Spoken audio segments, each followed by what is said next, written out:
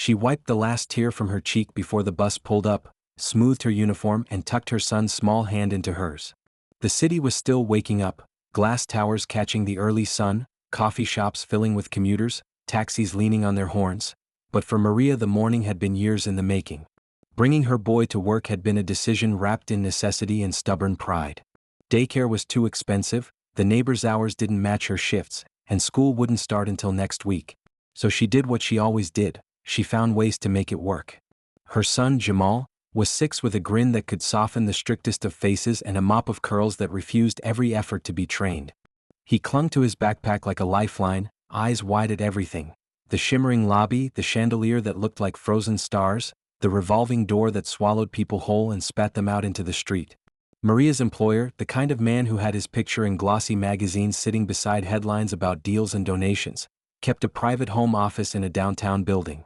He had hired Maria 2 years ago on the recommendation of a friend who said she was honest, quick, and careful. She had cleaned his sprawling penthouse, laundered impossibly soft linens, polished silver until it looked new, and brought a steadiness to his household that money alone could not buy. Security at the building did not usually let staff bring children in, but Maria had explained the timing, the lack of alternatives. The guard had looked at Jamal's small sneakers and then at Maria's exhausted face and had shrugged. "Only for a little while," he'd said. "You keep him close." She set Jamal up with a drawing pad at the corner table in the kitchen, a warm space with a big window that watched the city like a quiet guardian. She made him peanut butter and jelly, cut in neat triangles like a magician preparing an assistant, and for the first 10 minutes the house hummed with normal household noises. The kettle's whistle, Jamal's chewing, the distant echo of footsteps on marble. Maria scrubbed the banister, organized a stack of mail, and thought, as she always did, about other things. Next month's rent, the persistent cough that had kept her mother from work last winter, the small tuition for Jamal's soccer lessons she was saving for. The billionaire, whose name was on buildings and who had a charity wing that helped schools and clinics, arrived earlier than expected. He came in with the sort of quiet that suggested someone who was used to people clearing the way. He took off his coat, nodded politely to Maria, and asked where his morning tea was. He did not notice Jamal at first because people like him had trained themselves to focus on appointments and calls and the next item on a relentless list. Maria answered the tea question, kept her hands steady, and watched him from the corner of her eye. Then something happened that she wasn't ready for. Jamal, who had been scribbling a rocket ship with wildly optimistic flames, slipped and knocked over a jar of pens. The pens rolled under the sofa and then the coffee table. Jamal crawled on his knees to retrieve them, but his small sleeve caught the edge of the rug and he yelped. The billionaire looked up, saw the little boy, and for the first time his expression changed into something softer, more human.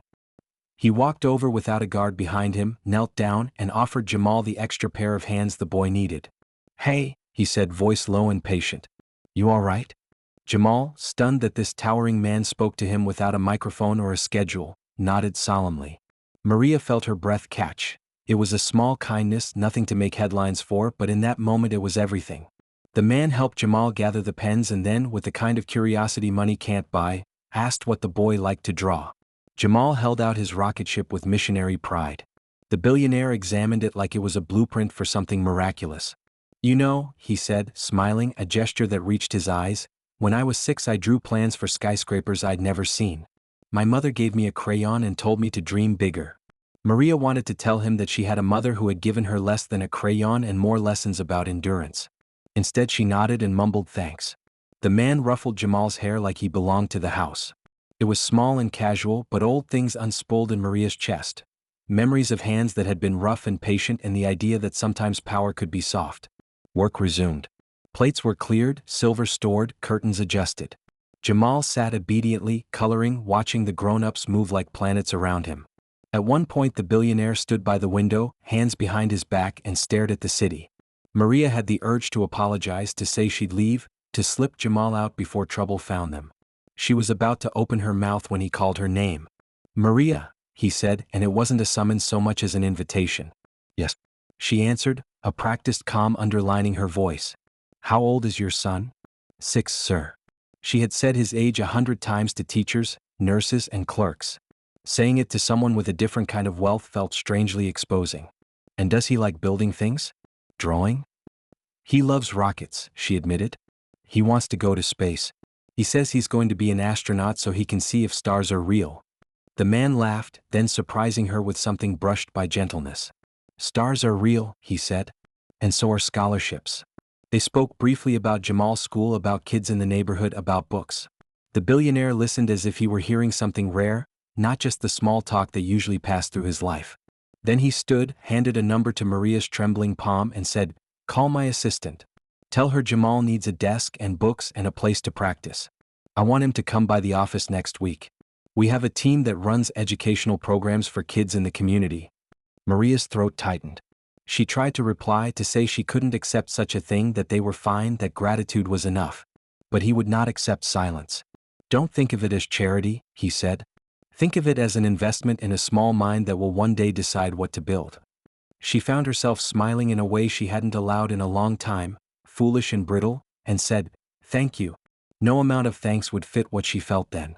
Over the next few weeks the household became a small harbor of wonder. Jamal arrived with an eagerness that made Maria's worries soften. He sat in a real office chair that spun like a carnival ride, listened to people who didn't talk down to him, and learned that a blueprint was a promise drawn in pencil. The billionaire's team assigned mentors, a desk with proper paper and rulers, and even a mentor who brought a model rocket kit one Saturday. Jamal built with the patient obsession of a kid who sketches the future and has been told that it is possible. The gesture rippled outward. On the second visit, the billionaire arranged for Maria to have paid overtime while school settled into routine. He asked about her hours, her schedule, and insisted that if she needed an extra day off to be with Jamal, the household would manage. The man who had once been an impersonal silhouette in a magazine had become a sustained presence in their lives. Not extravagant in a way that dazzled, but steady in a way that mattered. Of course, rumors began. Gossip rotates faster than truth in buildings where people's lives meet for short, transactional bursts. Some staff whispered that the billionaire was showing off, that he needed praise for his philanthropy. Others said he was simply indulging a whim. Maria heard it all, and sometimes the words pricked, but she also noticed something rarer: small acts of transparency that betrayed the rumor mills. He attended one of Jamal's little school presentations. He came without cameras, without a PR team, and clapped when Jamal explained, with serious earnestness, how rockets needed a flame to push them away from Earth. He returned the next week to watch a model rocket fly and cheered like a man who had just seen his favorite childhood dream take form. When the first scholarship letter arrived, Maria opened it with hands that trembled like leaves. The envelope bore a crisp logo and a neat signature. It announced that Jamal had been accepted into a year-long enrichment program geared toward kids with an aptitude for math and science.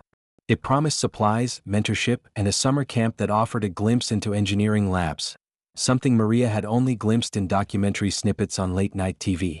She thought of all the nights she had worked double shifts, of the time she had skipped meals so Jamal could have a new notebook, of the way her mother used to say, "Keep your head down and your pockets empty and you'll survive." This felt like a reverse of survival, like an opening of doors that had always been closed. On the day of the acceptance ceremony, the billionaire took a photo with Jamal, grinning as if they shared a private joke. Maria stood at the back of the hall, clutching her coat, and watched her son beam. Afterwards, as small groups dispersed and congratulations were handed out like confetti, the billionaire walked over. He took Maria's hand in both of his, and for a second the weight of everything she'd carried seemed to transfer into his steady palms. "You're doing well," he said simply, which contained more recognition than any headline could. "He's lucky to have you." "So am I," she answered, because it was true in ways that felt too big for the single sentence. The gesture, the desk, the classes, the scholarship, was not the sort of one-time headline philanthropy that washes away with the news cycle. It was a series of small, concrete moves: regular visits by the mentors, a monthly check-in to ask if Jamal needed anything, a fund to send Maria to a night class she'd once mentioned in passing about accounting so she might qualify for better jobs. The billionaire asked about her aspirations, and when she brushed them aside, he insisted she think in terms bigger than gratitude. Word of the relationship between maid and magnate traveled, as these things do, but it changed nothing essential. In the quiet of evenings, Maria read Jamal bedtime stories about brave girls and curious boys and futures that weren't rented but owned. Jamal's rockets grew more detailed. He started sketching landing legs and escape pods. He learned the names of astronauts, the basics of aerodynamics, and how engineers measure things with careful, patient eyes. He also learned to call the billionaire by his first name one day when he tripped and scuffed his knee and the man giggled like a child. Years later, when Jamal would stand in a classroom of college hopefuls and speak about a childhood that began with spilled pens and a kitchen table, He would remember the day his mother brought him to work. He would speak about how a powerful man simply noticed a small boy's drawing and made room. He would say it wasn't charity so much as a decision to see someone, to treat a life as a place where investment could grow into possibility. Maria sometimes thought about the paradox. Money had not been the answer to every problem. It could not erase the stubborn aches of life. But there was something about being seen, about someone with influence lending time and resources not to feed guilt but to build capacity, that changed trajectories. It was the difference between a door slammed shut and a door left open long enough for both of them to walk through.